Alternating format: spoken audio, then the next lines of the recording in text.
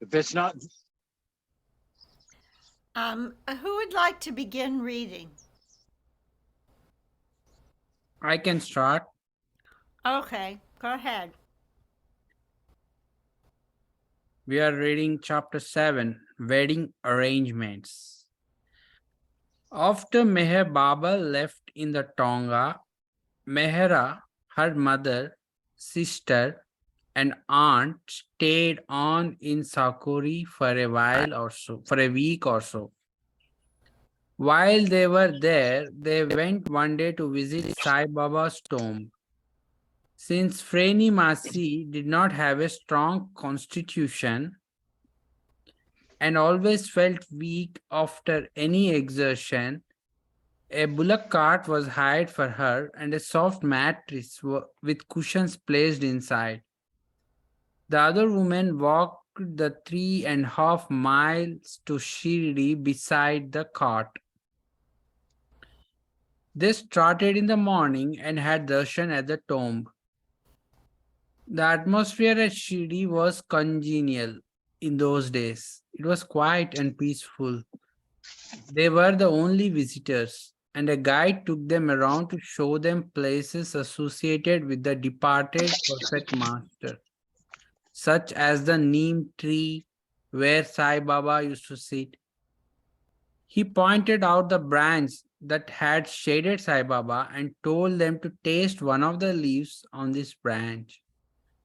They did so and found it to their surprise that the leaves were not bitter as usual but sweet. Also at Sakori, at that time, was Meher Baba's elderly maternal aunt, Daula Masi, who had raised his elder brother Jamshed. Daulat Mai had met her previously in Pune. During their stay, Daula Masi spoke with Daulat Mai and asked whether she wished to have Piroja married and whether she had anyone in mind for her daughter, who was almost 19. When Daulat Mai said no, Daula Masi proceeded to tell her about a respectable Irani family in Ahmednagar. She said that the family had been looking for a suitable match for their eldest son Rustam, a good-looking boy of 24, but so far had been unable to find the right girl. As was customary among Zoroastrians, they had been particular to have his horoscope done. So far, they had not found a girl whose horoscope was compatible with his. Daulat Mai asked whether the boy was following the spiritual path, and Daula Masi said that he was one of Meher Baba's disciples and was now staying with Baba at Manjile Mim. Firoja Freni recalled later that other fair-skinned suitors than Rustam had been interested in her. Nevertheless, from that point on, because of the connection with Baba, Daulat Mai was much in favor of the match. She and Daula Masi went immediately to Upasni Maharaj and told him of their intention to wed Rustam and Piroja. Maharaj gave his blessings, so the match and the woman also received his permission to go to Bombay and discuss the matter with Baba. There it was decided that Daulat Mai and Piroja would meet the prospective groom and his mother at Manjile Mim in February 1923, when a large gathering was to be held to celebrate Baba's 29th birthday. Hmm. Okay, thank you. Did somebody else come in? I did, yeah. My internet froze and I had to drop it and come back in. I have a very sucky internet. Oh, okay. Who would like to read next? I'll go next. At Okay. least At least that is how Mehera remembered her sister's marriage being arranged. But according to Rustam's mother, Gulmai, it was not as simple as that. The search for a bride for Rustam had been going on since March 1922, when Meher Baba was still living in the Pune Hunt. At that time, Baba had told Gulmai that she had a deep connection with him and was indeed his quote unquote spiritual mother.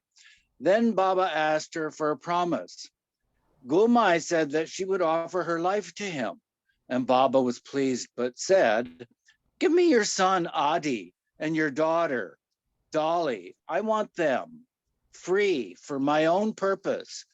Fulfill your parental responsibility by arranging your other son, Rustam's marriage. Then arrange your daughter Piroja's marriage."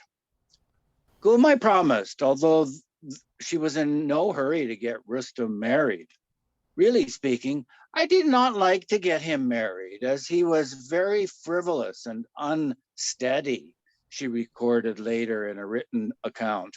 And it was difficult to find a girl who would look after him and run the house efficiently.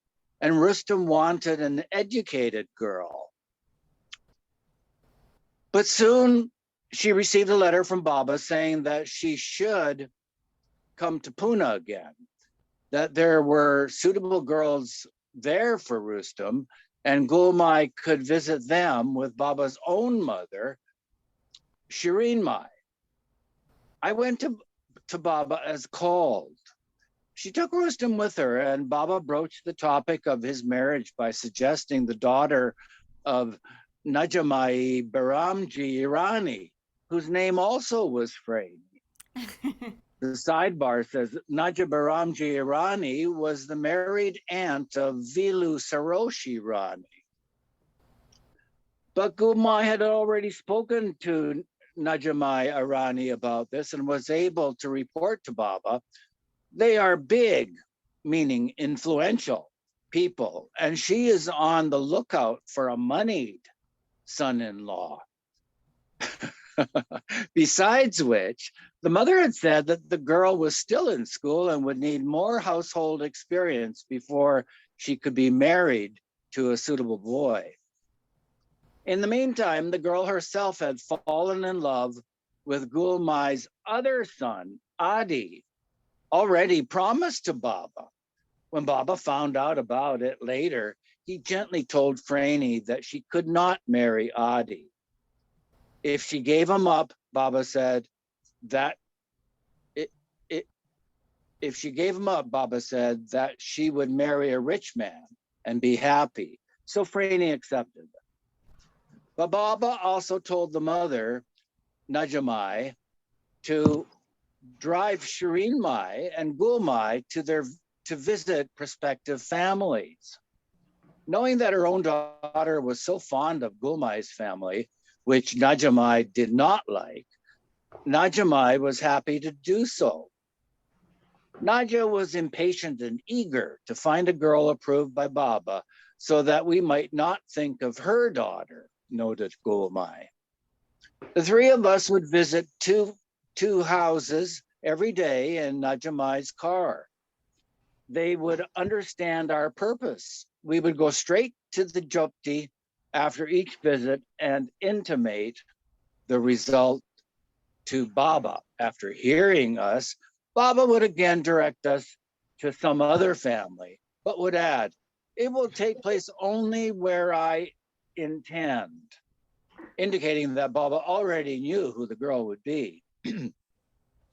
Naja would ask me, when Baba is so firm in his choice, why does he must go from place to place? Hmm. Oh, let me go down. Okay.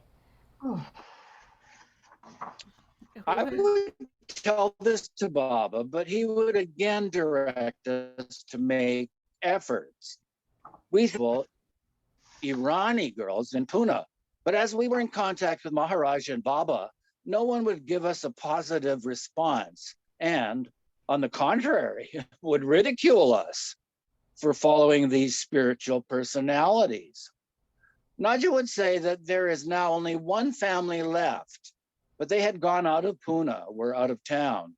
We later came to know that she was hinting about Dalit Mai. Later, when Gulmai went to Sakori, even Maharaj asked whether she had found a bride for Rustam. Gulmai replied that she had searched all over Pune in vain and added that Baba had said the marriage would be settled where he intended it. Maharaj said, search according to your own choice. Don't follow Merwan's advice. He has no experience of household life. Try to find a girl from a poor family. That will suit you better. Don't go after rich persons. Gulmai was confused. I wonder why he was telling me not to follow Baba's advice. Although he had ordered us to stick to Baba, I was at a loss to understand whom to believe. When Baba moved to Manzalamim, he called Gulmai from Ahmednagar and his mother from Pune to search for a girl in Bombay. Gulmai recalled, a match was arranged with Rustam Maza's sister's daughter, Yazdani. Everything was set. When a telegram arrived from them, canceling the match, Sidebar says, Rustam Maza, or Masaji, was Meher Baba's maternal uncle, Pendu, and Naja's father. As in Pune, Shireen Mai and I roamed the whole of Bombay looking for a girl. Inevitably, even when things looked promising, at the last moment, something would go amiss. As Baba had planned for Pune with Piroja Freni, nothing could succeed in Bombay. Gulmai remembered seeing Dalit Mai briefly in Sakori sometime in 1922. Afterwards, Maharaj asked her, do you know Dalit Mai? Not really, Gulmai replied. I have only just met her.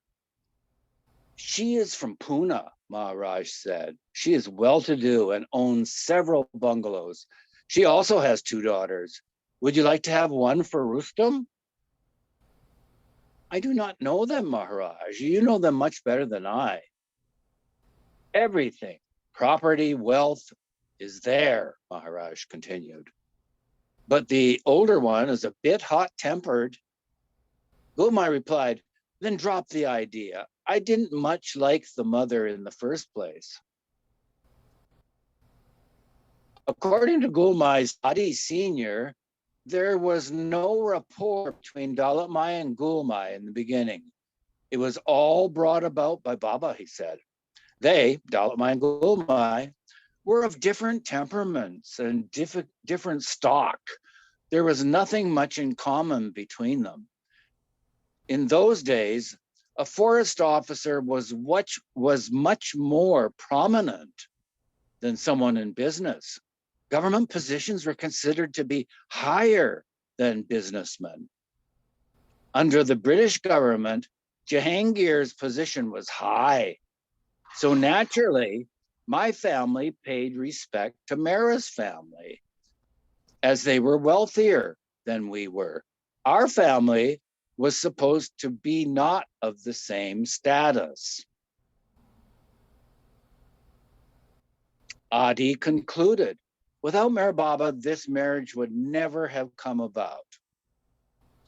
Although Gulmai's husband, Kaikushru, was now a prosperous businessman and had even been given an honorary title, Khan Sahib, by the British, it was not always that way.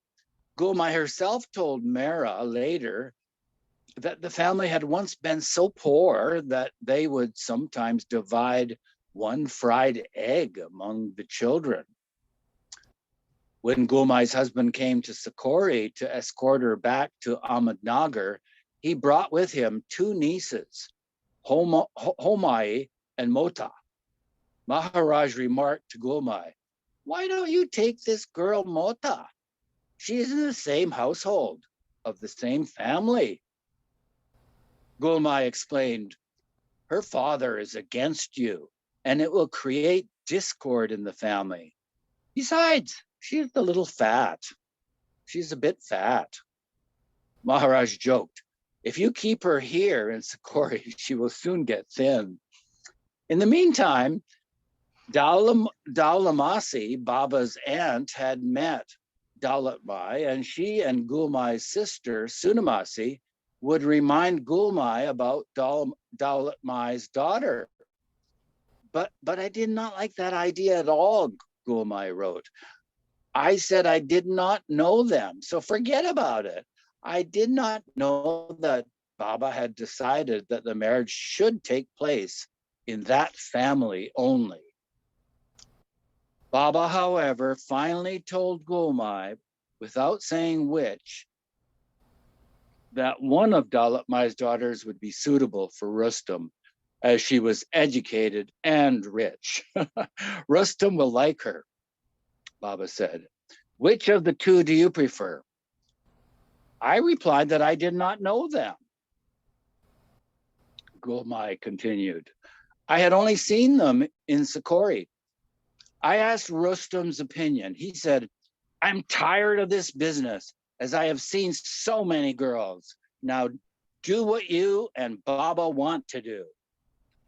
Baba called Daulatmai to the Manzil and broached the subject, and it was settled between them. I had no direct talk with her in this regard. I left everything to Baba. Baba sent me to Sakori to consult Maharaj and bring the girl to the Manzil for the betrothal. But when I went to Sakori, Maharaj became angry with me. Go away from here immediately, he shouted. Find some girl from a poor family who will be helpful to your son. I told him Baba had arranged all this, whereupon he said, Merwan has no experience of the world. I tell you, no good will come of it. And in the future, you will be miserable. And he did not budge from his stand. I was at a loss as to know what to do between the two of them and went home disappointed. All at home, too, did not know the family, but one thing was definite. They did not want a girl who was going to Sakori following Upasani Maharaj. Khan Saheb went to Bombay and told Baba, I do not want the Sakori girl. The mother-in-law Gulmai is going to Sakori already. And if the daughter-in-law were to do the same, who would look after the husband and the house?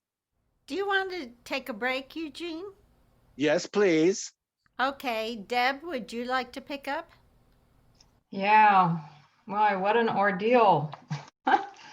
Baba then ordered that Proja should not go to Sakori thereafter. Srimai was sent to fetch the girl. She went to Maharaj, but he would not consent and asked her to go away. In spite of this, the betrothal took place at the Manzil. After their stay in Sakori, Mehera, Daulatmai, Masi, and Proja returned to Pune, where Mehera finished the year at St. Helena's. But after the Christmas break, Mehera did not return to school for the new term in January 1923, 100 years ago. That's cool. Mm-hmm. She turned 16 and stayed at home with her mother and sister until her sister's betrothal. In February that year, Daulatmai took Proja to Bombay to arrange her marriage with Rustam, while Masi and Mehera's grandmother, Shireen, took Mehera to Sakori. Daulatmai and Proja stayed in Parel at the home of Gulmai's sister, Sunamasi, who with her daughter Khorshid was also devoted to Baba. Many had come to Manzil Meen for Baba's birthday, and Daulatmai and Proja participated, with Proja and Rustam meeting each other for the first time and agreeing to marry. agreeing to marry. The day after the celebration, Baba held a private meeting with the two families. Many of Rustam's relatives from Ahmednagar had come, but from Proja's side, only she and her mother were present. Rustam and Proja were formally engaged in Baba's presence, and the date for their wedding was fixed for May. At this time, Baba also changed Proja's name to Frani in honor of his sister who had died in childhood. The engagement ceremony was performed in the same pandal, large canopy, used for Baba's birthday. Presents were exchanged on both sides. Gulmai had brought Frani a diamond necklace and one of the pearls, telling her in-laws that it was for herself, since they would not have approved of her spending so much money on a prospective daughter-in-law. The mothers, Dalatmai and Gulmai, also offered presents to Baba. Baba instructed them to buy new clothes for the bride and groom.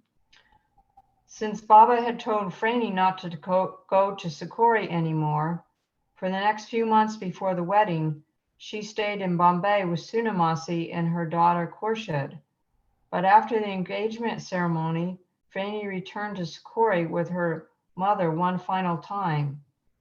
Here she told Mehera all that had happened at the betrothal, how Baba was pleased about the match, and that Rustam had asked Baba to attend the wedding.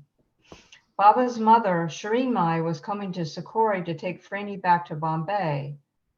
But before she arrived, Mehera and Frani spent time with their grandmother, Shireen. Grandmother Shireen visited Sikori many times and would stay for a few days in the ashram. She also paid her respects to Babajan and was the only one in her family who was not against Meher Baba and had taken his darshan. Do you want me to read this? Do you want to read the sidebar? Okay. Mehera's maternal grandfather died at 85 in 1927, and her grandmother at 90 in November 1934. Since grandmother Shireen passed away many years after Mehera had joined the ashram, the author wondered why she never came to Meherabad to meet Baba again, or to see her daughter and granddaughter. Mani explained, "It's difficult to answer that kind of question because it appears in a different light now. We were so cloistered. That absorption, that involvement in Baba from moment to moment was so total that no questions about anything ever occurred. Mehera and we never even thought of such things. Most likely, grandmother's Shireen's son, Colonel Irani, forbid her from going to Meherabad." It's interesting, Deb, that in our version, the updated version, it says Mara's maternal grandfather died at 98 in 1927 and her grandmother at 92 on November 17th, 1935. I guess he updated it. Yeah, I tried reading the on the screen, and because it flicks, it kind of bothers my eyes, so I just can't do it. Oh, it flicks? Yeah, it flicks, and so it just Oh, well, not on my my eye. screen. Yeah. Anyway, thank you. I'll pick up. Shireen enjoyed eating well and feeding the others too. One day she made her granddaughters a snack out of pumpkin, wheat flour, and brown sugar. The mixture was made into puris, small chapatis, and fried in ghee, clarified butter, so they would stay fresh for several days. The girls came in and saw these tempting treats. Mara had one and then another. She ate so many she upset her stomach and got diarrhea. Conditions were so primitive in Sikori that their toilets were pits in an open field behind a broken down house. Pigs came there and fed on the waste before relieving themselves, and the women first had to shoo away the pigs, then throw stones to keep the animals at bay. Because of her condition, Mehera avoided sitting near Maharaj where it was crowded. She sat near the door in case she had to leave quickly, vowing never again to eat so many fried things. Grandmother Shireen was hard of hearing. When she sat in Maharaj's hut and listened to his discourses, she could not understand what he was saying. Besides, he spoke in Marathi. Mehera and Franny understood a little Marathi from playing with the milkman's children, who lived behind the Royal Hotel. So they would try to remember everything Maharaj had said and later repeat it to their grandmother. Actually, they had to shout it to her so she could hear. Whatever the girls told her, Shireen would reply, "Yes, of course, he's right. I understand." Mehera got so fed up that one day she said, "If you know it already, grandmother, why are you asking us?" "No, I want to hear what he says," she would insist. And on it went. During a previous visit to Sikori one evening at sunset, it was getting dark and there were no electric lights. Mehera, Franny, and grandmother Shireen decided to go sit by Maharaj. Often in the evenings, some of the women would have Maharaj's darshan and keep him company. But when they arrived at his hut, it was dark inside. Mehera and Franny could see enough to tell that Maharaj was not present. But they decided to have some fun with Grandma. Maharaj always sat on a sackcloth seat in one corner of the room. As she was led inside, grandmother Shireen asks, "Where's Maharaj?" She wanted to take his darshan. "Here," grandmother said, the girl said. The old lady bent down and touched her hands to the ground in front of the empty seat and sat down. Franny couldn't keep a straight face and left the room. Outside, she laughed hysterically. But Mehera led her grandmother out, telling her Maharaj was not there, they were only joking. Maharaj was nearby and heard Franny's laughter. He became very upset with her, saying it was his room and it was not the place to joke and laugh. Scolding her, he said, "You are a grown woman, not a child, to laugh like this." As if to curse her, he added, "You will have 6 children." Meher, do you want to pick up? Yeah. In the master's abuse was his prediction for the future, because Rustum and Franny did have 6 children. After her sister left for Bombay with Shirin Mai, Mehera stayed on in Sakori with her grandmother, while Daulat Mai would come and go. Mehera liked staying there, even though they had no servants and had to wash their own pots and pans, sweep their room, and air their bedding in the sun. Everything about Sakori was extremely primitive. Clean but simple buildings of whitewashed mud bricks with earthen floors of cow dung and antiseptic, and grass-thatched roofs. Their living accommodations were equally Spartan. A single room with their bedding in one corner. In another corner of the room was screened off by a curtain to serve as a bathing room. But there was a fireplace on which to cook. In the side notes, this was the first time Mehera met Baba's mother, Mehera also met her future brother-in-law Rustam when he arrived in Sakori in March with a message for Maharaj from Baba. We did not mind as we were outside all the time, said Mehera. After finishing her household chores, Mehera went out to be with the Kanyas, Brahmin nuns. Sometimes they told her stories of the saints and perfect masters, like the story of Mirabai, which she heard here for the first time. Maharaj's hut was as simple as the rest and had only one tiny window. But for a few months now, he had confined himself to a cage built in one corner of the hut. Still, there was room for the woman to sit inside, and Aarti was performed every day in front of him in the mornings and again before lunch. Maharaj's lunch consisted of rice, curry, chutney, and a choice selection of sweet delicacies served in a large thali, steel platter. This was covered and placed in front of him. Then the cover was removed and Aarti commenced. The girls sang the Gujarati Aarti that Baba had composed on Maharaj.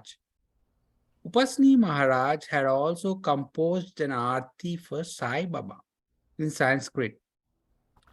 It too was sung every day, these Aartis and another were sung. So it took time. Each woman then took Maharaj's darshan and sat to one side. After the Aarti, they talked with Maharaj for a few minutes. Maharaj gave discourses, sometimes in a serious vein, but mostly in an amusing way. Gulmai remembered Maharaj giving this explanation about the spiritual path, which she found especially apropos. Apropos. Apropos. A woman's mind is easier to divert to this line than a man's. If one joins this path, there is every possibility for others related to them to join it as well. If a girl joins this path, 42 generations are redeemed. For instance, when a thread is passed through beads, the first end of it is twisted every time a bead is passed.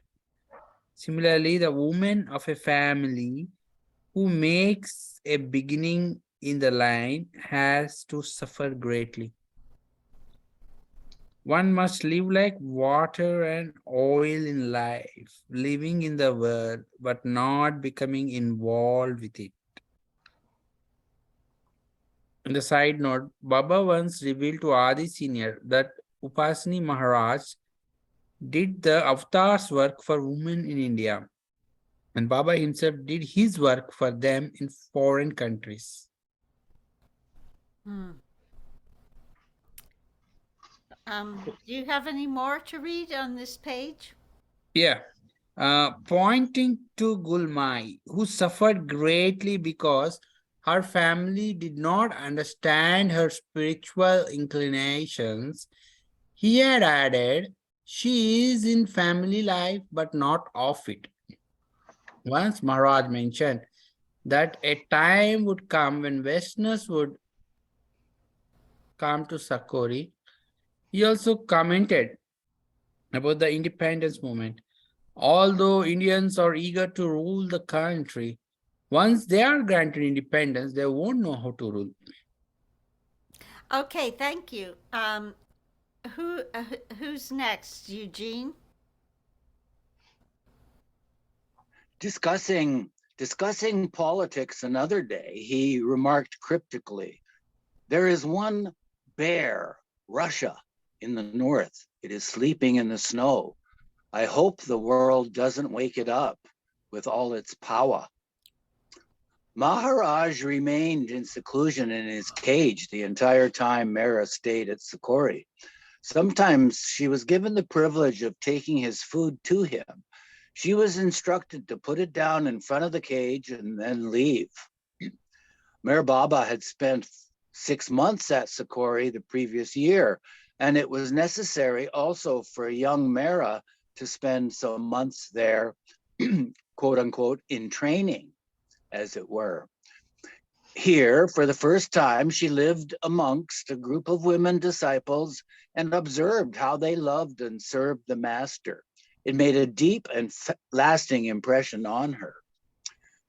Franey and Rustam's wedding was to take place in Ahmednagar on 9 May. So Dalit Mai went to Ahmednagar to work out the details with Gul Mai's husband, Khan Saheb. It was agreed that the cost of the affair would be split between the two families. Then, since Upasani Maharaj's birthday was to be celebrated on 3 May, Dalit Mai, along with Gul Mai and 4 of Baba's Mandali, came to Sakori for the birthday. Dalit Mai also intended to take Mehera with her when she left. Dalit Mai reasoned that since Mehera was Franey's only sister, naturally she should be present for the wedding. Relatives from far and wide had been invited, and how would it look if the sister of the bride were not there? So when Dalit Mai arrived in Sakori, she talked with Maharaj about the guests who had come for the wedding, and with some trepidation, broached the topic of taking Mehera to Ahmednagar. Maharaj, I have come to take Mehera to the wedding. Should I take her? But Maharaj showed his disinclination to send Mehera. She is happy here, he said. Why do you want to take her? Won't the wedding take place without her? So many people will be there. She won't like it. She is happy here amongst the girls, the nuns. Dalit Mai wondered what she should do. It would be awkward for her to answer all of the questions that would surely be raised over the absence of the bride's sister. And she knew that none of her relatives, or Gul Mai's for that matter, was interested in spirituality. In fact, they were deeply hostile to the idea of following a perfect master. 2 days before this, however, Mehera's knee had mysteriously swelled. She had even started to faint. Nothing like this had ever happened before. At home, she had always been an active child. She had climbed trees, ridden horses, and fallen from both without ever injuring herself. She had never been prone to illness of any kind, neither fever nor colds, and always enjoyed good health. I used to want to be sick, to miss school, Mehera admitted. And now, suddenly, unexpectedly, her knee had become stiff and painful. She could not walk properly and started limping. When she had gone for Maharaj's darshan, he had seen that she was limping and that her knee was swollen. He told Durgabai, one of his closest followers and his spiritual mother, to foment it with a linseed poultice and to take care of her. Interesting. Linseed, I believe, is the same as flax seed. Maharaj now had an additional excuse for not sending Mehera to the wedding. He told her mother, it won't look nice when she can't walk properly. What will she look like limping? She's used to walking barefooted, and you will make her wear those high-heeled shoes and whatnot. Let her be here. Dalit Mai saw that Maharaj was not acquiescing, so she did not insist. After his birthday, she returned to Ahmednagar alone. Mehera did not mind in the least. As Maharaj has said, she was quite happy in Sakori.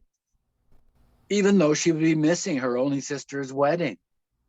She did not at all regret staying there. But there was a hidden reason for Maharaja's decision. The cousin who had seen Mehera at her uncle Rusi's wedding when she was 8 years old now wanted to propose marriage to her. They had never met or spoken with each other again, yet when the young man was asked whom he wished to marry, did he have any girl in mind, he had answered Mehera-Irani. His aunt, one of Jahangir's sisters, came to the wedding with a gold engagement ring, an expensive sari, and other gifts. Of course, Maharaj and Baba knew of these intentions, so that Mehera would not have to face this awkward situation. She was not sent to Ahmednagar.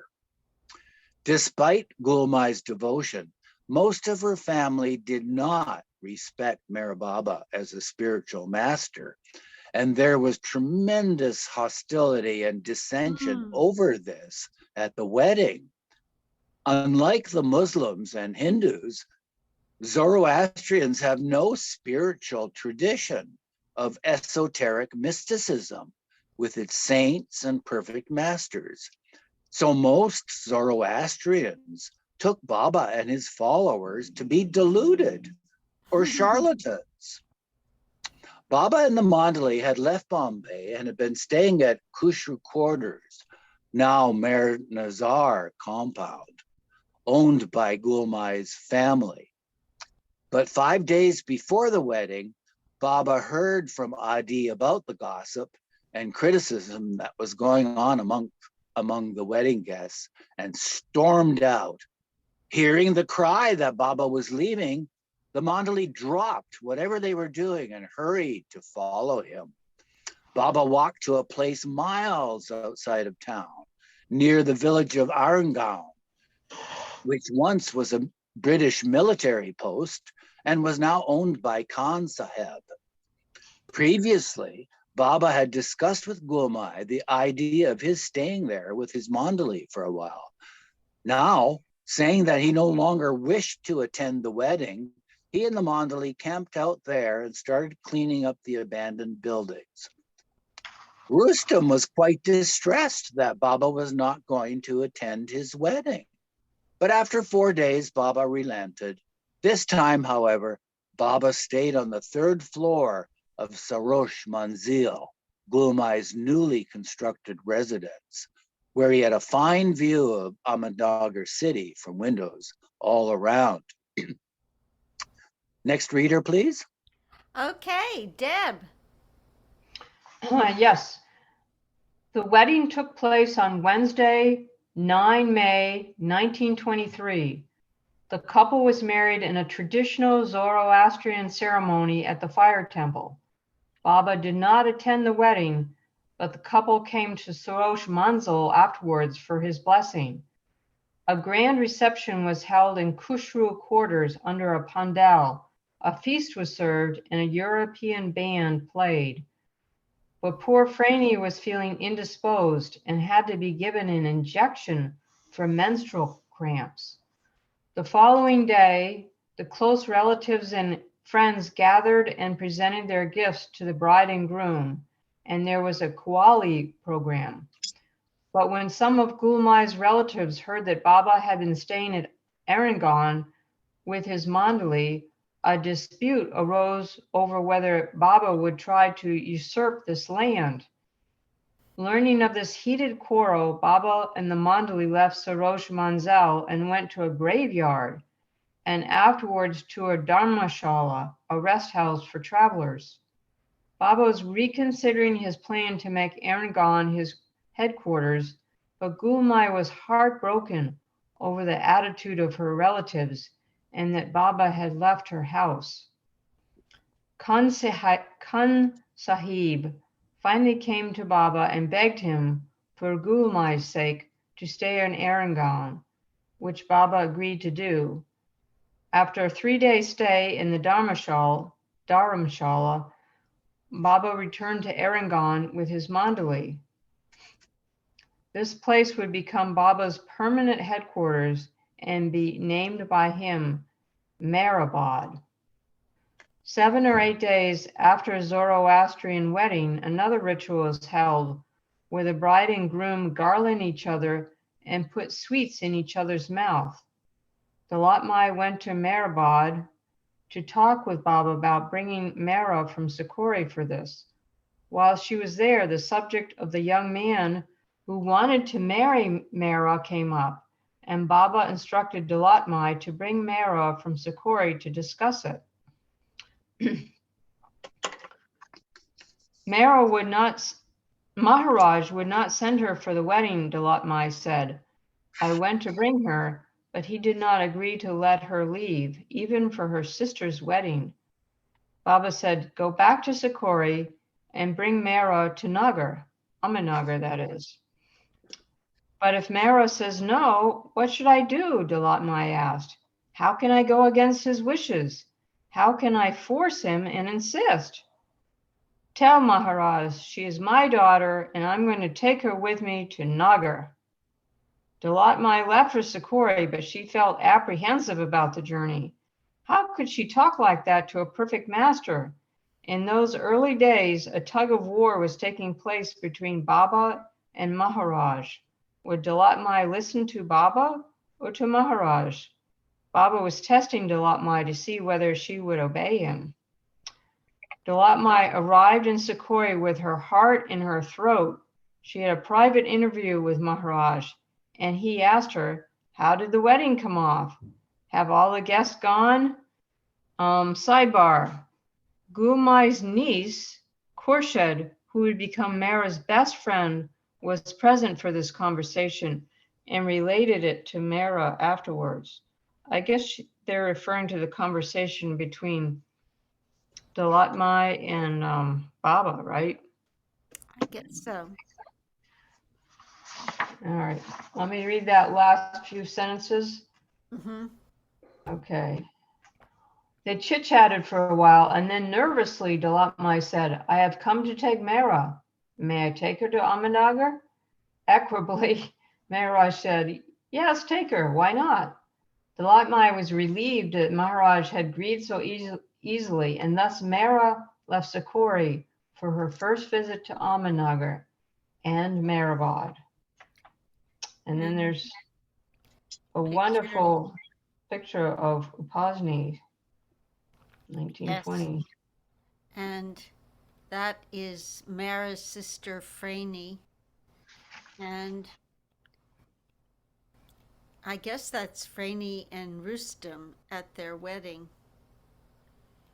in May of 1923. And more pictures of Franey and Rustam. And Franey.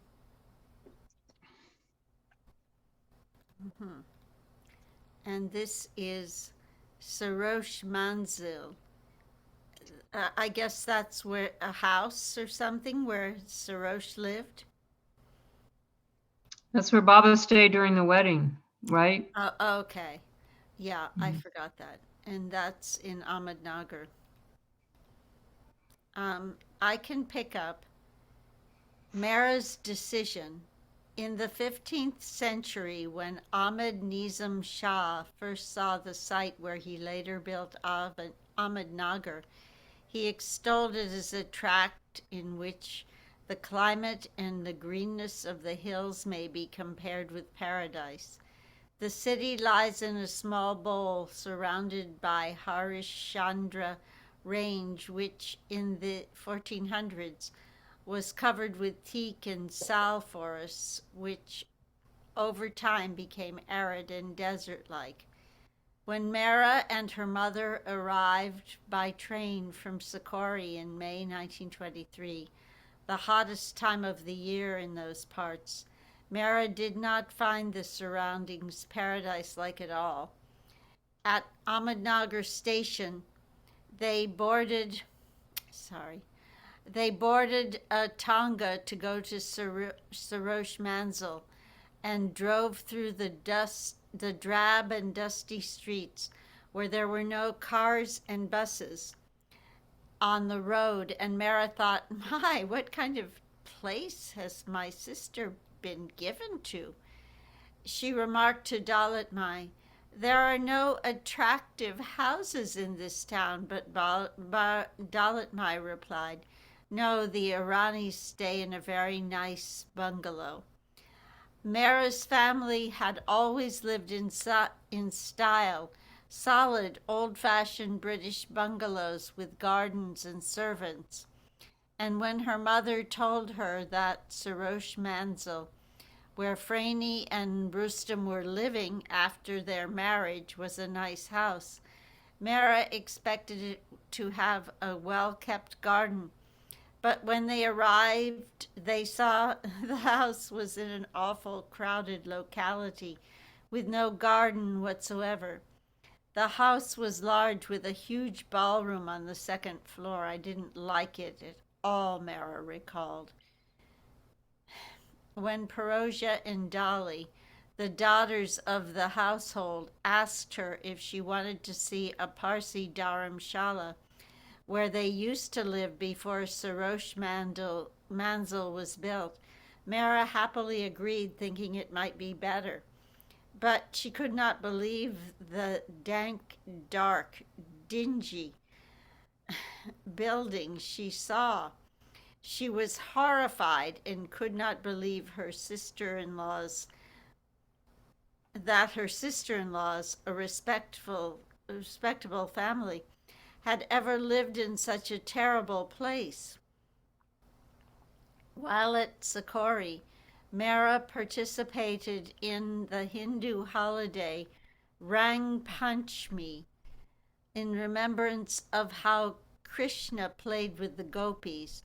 The girls there had been gleefully splashed one another with from a huge cauldron of water that had been colored bright red. Although Mehera immediately washed her clothes, afterwards her sari, sadra, and even her sacred thread became permanently dyed pink. Mehera had forgotten the incident, but when she was dressing to go to the fire temple for Rustam and Franey's ceremony, the other girls were shocked to see her pink sacred thread and asked her what happened. She told them, and they quickly went to find her a white one. And the sidebar says, in 1921, Meher Baba too had stayed at Sarosh Manzil on his first visit to Ahmednagar when its housewarming ceremony was performed by Upasni Maharaj. The building has since been demolished. I don't understand. I thought she didn't go to the ceremony. I think this was the ceremony a week later where they put the sweets in each other's mouth. Oh, okay. They garland each other and put sweets in each other's mouth. And that's when Dalat Mai went and asked Baba whether she could bring Mehera for that ceremony. I see. Do you want to stop now or should we go on? It's almost 3. Yeah. Well, we can stop.